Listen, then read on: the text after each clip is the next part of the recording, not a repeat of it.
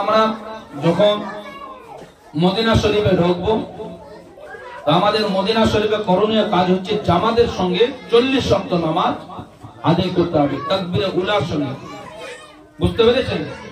40 ওয়াক্ত নামাজ তাকবীরে উলার সাথে আদায় করুন। কোন নামাজের মধ্যে কোন সময় যে আপনি অলসতা করবেন সেরকম করার চেষ্টা করবেন। যদি আপনার সময় ওই আপনার 40 ওয়াক্ত সময় আমরা কিন্তু রেডি করে দেব। 40 ওয়াক্ত যাতে আপনি 50 ওয়াক্ত পড়তে পারবেন সেই সময়টা রেডি করব। অথচ আপনি যদি আপনার 20 ওয়াক্ত নামাজ হয়েছে জামাতে তাকবীরে উলার সাথে আর এই 21 ওয়াক্ত সময় আপনি যে ধরতে পারলেন না, তাহলে আপনাকে আবার শুরু 40 ওয়াক্ত পূরণ করতে হবে। তাহলে আবার আপনার 8 দিন আর থাকতে হবে। তাহলে কি হবে? আপনার পিছনটা বাদ হয়ে যাবে। মনে রাখবেন যে আমরা শুরু থেকে যে ওয়াক্তে শুরু করব সেই ওয়াক্ত থেকে আমরা শুরু করে 40 ওয়াক্ত নামাজ যতক্ষণ পর্যন্ত আদায় ক্লিয়ার না হয়েছে আমরা এদিক ওদিক হটবো না।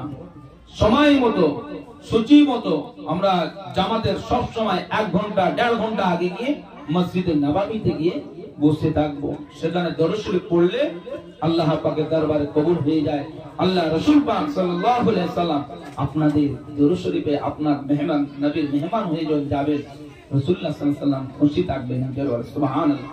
যেটা বলা হয়েছে যে রাসূলের দরবারে কি বললাম, যখনই রওজায় সালাম করবেন তখনই রাসূলুল্লাহ সাল্লাল্লাহু আলাইহি সাল্লাম বলছেন আমার কবর যে ব্যক্তি জিয়ারত করলো সে আমাকে জিন্দা অবস্থায় জিয়ারত করলো, জীবিত অবস্থায় জিয়ারত করো। সুবহানাল্লাহ।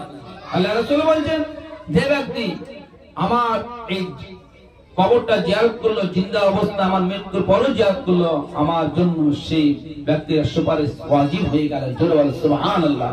তাহলে আমরা এটা মনে রাখবো 40 ওয়াক্ত নামাজ, তার মধ্যে আমাদের জিয়ারত যেগুলো থাকবে, আমার জিয়ারত আপনার তায়েফের তো বলেছি, বদর থাকবে, তারপর মুজদালিফা এগুলো তো বললাম, এদিকে থাকবে বদর থাকবে, তারপর বীরের সেফা থাকবে, বীরের রওয়া থাকবে, তারপর আপনার মসজিদে কুবা থাকবে। মসজিদে কুবার একটা বৈশিষ্ট্য রয়েছে, যে ব্যক্তি মসজিদে কুবায় 2 রাকাত নফল নামাজ আদায় করবে আল্লাহ পাক তার আমলনামায় উমরা কবুলিয়াতের উমরার সব দান করে থাকেন। জোরে বলো সুবহানাল্লাহ।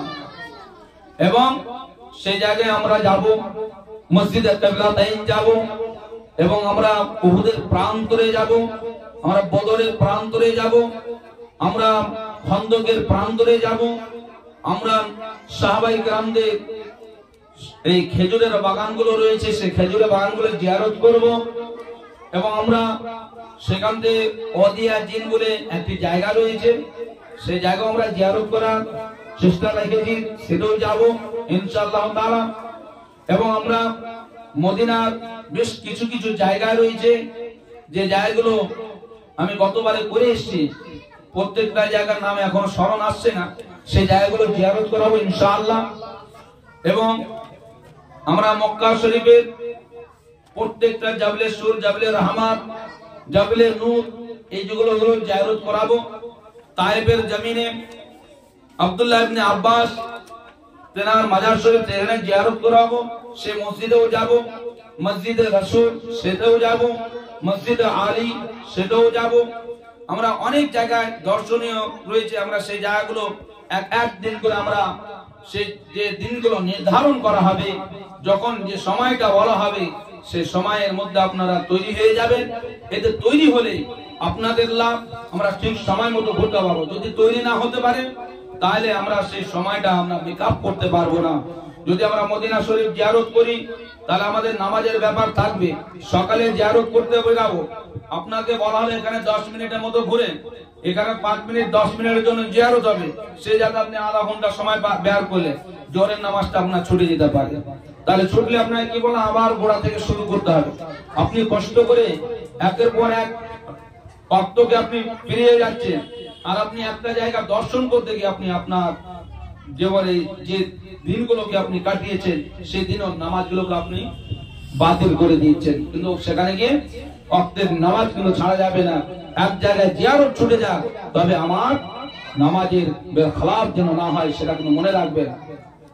তবে আপনাদের কাছে এই আশাটা থাকবে যে আপনারা সর্বদাই সর্বদাই মুআল্লিমের কথা মতো চললে আপনারা কখনো পা আপনাদের নিচে পড়বে না। হ্যালো, হ্যাঁ কি ব্যাপার, তোমার লেট কেন হলো? আসো তাড়াতাড়ি করে। হ্যাঁ হ্যাঁ আসো, ঠিক আছে। তবে আপনারা সমস্ত জিনিস মনে রাখবেন, অনেক কিছু বলার ছিল আর বলা যাবে না, তবে যেটি বললাম সেটি স্মরণ রাখবেন। বাকি তো আমি আছি, বাকি আমি আছি।